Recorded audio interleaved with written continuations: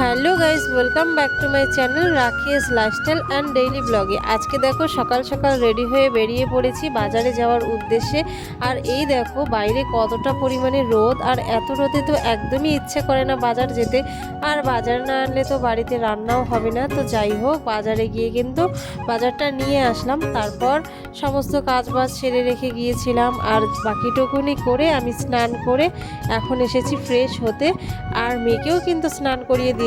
ওকে এখন আমি কাজল টাজল দিয়ে দিচ্ছি, ক্রিম ট্রিম দিচ্ছি। ও কিন্তু একদমই রেডি হতে চায় না, অনেক যুদ্ধ করেই রেডি করিয়ে দিতে হয়। তো যাই হোক, ভাতটা তো বসিয়ে দিয়েছি। এদিকে দেখো বাচ্চাদের বিস্কুট আর কয়েকটা দরকারি জিনিস নিয়ে এসেছি, আর হচ্ছে সবজি, একটু চিকেন, এগুলোই নিয়ে এসেছি। তো চলো, আজকে কিন্তু রবিবার, আর রবিবার তো ছুটি, ছেলের স্কুল নেই। আজ কিন্তু সকালে রান্না বান্না করিনি, আজ আর তাড়া নেই।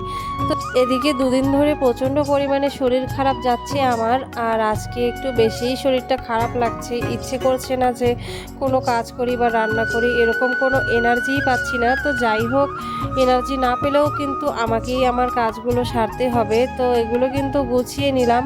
আর এখন দেখো আমার হলুদটা শেষ হয়ে গেছিলো, ওটাই একটু ঢেলে নিচ্ছি। আর এদিকে তেল আছে, তেলটাও একটু আমি ঢেলে নেব, ওটাই কাটছিলাম।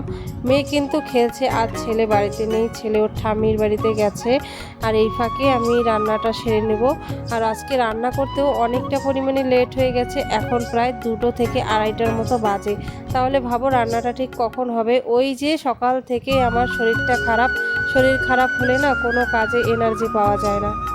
আমাকে তো সবসময় সুস্থ থাকতেই হবে, যেহেতু বাচ্চাদের নিয়ে একাই থাকি। আমি যদি অসুস্থ হয়ে পড়ি, বাচ্চারাও কিন্তু অনেকটা অবহেলিত হয়ে যায়। ওদের ঠিক মতো খাওয়া হয় না, ঘুম হয় না, কিচ্ছু হয় না। তো যাই হোক, ওদের জন্য আমাকে সুস্থ থাকতেই হবে।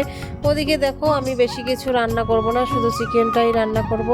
আর পেঁয়াজ টেয়াজ যা কিছু প্রয়োজন সব কিছু কেটে নিয়েছি, আর এখন একটু মশলাটাও করে নিচ্ছি। মিক্সির বাটিগুলো কিন্তু নষ্ট হয়ে গেছে, ওটা নষ্ট হওয়ার পর আমার একটু বেশি ঝামেলা হয়ে গেছে। এখন আমাকে শিলনোড়ার মধ্যেই মশলাটা করতে হয়।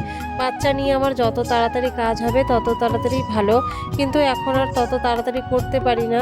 ও শরীর অসুস্থ, তার মধ্যে আমার মেয়ে খুবই দুষ্টু হয়েছে, কাজে গিয়ে অগোছালো করে দেয়। তো যাই হোক, আমার কিন্তু মশলাটা ওদিকে হয়ে গেছে বাটা। আর তারপর যে এখানে জলটা পড়েছিল ওগুলোই একটু মুছে দিচ্ছি, কারণ মেয়ে তো দৌড়াদৌড়ি করবে, ছোটাছুটি করবে, কখন পড়ে যাবে। তো আমি দেখো রান্নাটাও বসিয়ে দিয়েছি। তো আমি কিন্তু রান্নাটাও শুরু করে দিয়েছি। আর আজ আর বেশি ঝামেলা করে রান্না করব না, যত শর্টকাট করা যায় তত শর্টকাটেই রান্না করব। তো দেখো ফোড়নটা দিয়ে তারপর আমি আলুটা দিয়ে একটু ভাজাভাজি করছিলাম। এখন চিকেনটাও দিয়ে দেব।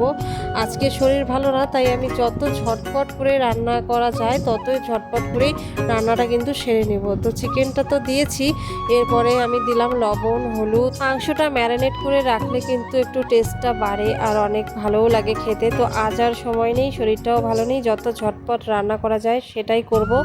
তো তারপর যেই মশলাটা ছিল সেটাও কিন্তু দিয়েছি, দিয়ে একটু ঢাকা দিয়ে তারপর ঢাকনাটা খুলে একটুখানি কাশ্মীরি লঙ্কার গুঁড়ো দিয়ে আমি নাড়াচাড়া করে নেব। আর দেখো মাংসটা দিয়ে তেল ছাড়ছে। তো আজকে তো অত স্পেশালভাবে করছি না, কারণ আমার ভালোই লাগছে না, আমি দাঁড়িয়ে থাকতে পারছি না। তো দেখো আমার মাংসটা কিন্তু প্রায় কষানো হয়ে গেছে, আর এখন আমি একটুখানি গরম মশলা দিয়ে দেব। গরম মশলাটা কিন্তু আগেও একটু দিয়েছি, তো কম হয়ে গেছে, আর এখন একটুখানি দিলাম। দিয়ে আমি এর উপরে জল দিলাম, জল দিয়ে ঢাকা দিয়ে আমি একটা কৌটো ধোয়ার জন্য গেলাম। এই কৌটোটায় মেয়ের জন্য বিস্কুট রাখি। আর হ্যাঁ, আমি না যখনই কৌটোগুলো খালি হয়ে যায় তখনই ধুয়ে ফেলি সঙ্গে সঙ্গে। অনেক কৌটো জমেও না, আবার কাজটাও হয়ে যায়, কৌটোগুলোও পরিষ্কার থাকে। যখনই ওদের বিস্কুট টিস্কুট তোলার হয় তার আগেই কিন্তু আমি এরকম ধুয়ে নেই, তারপর কিন্তু বিস্কুট টিস্কুটটা রাখি।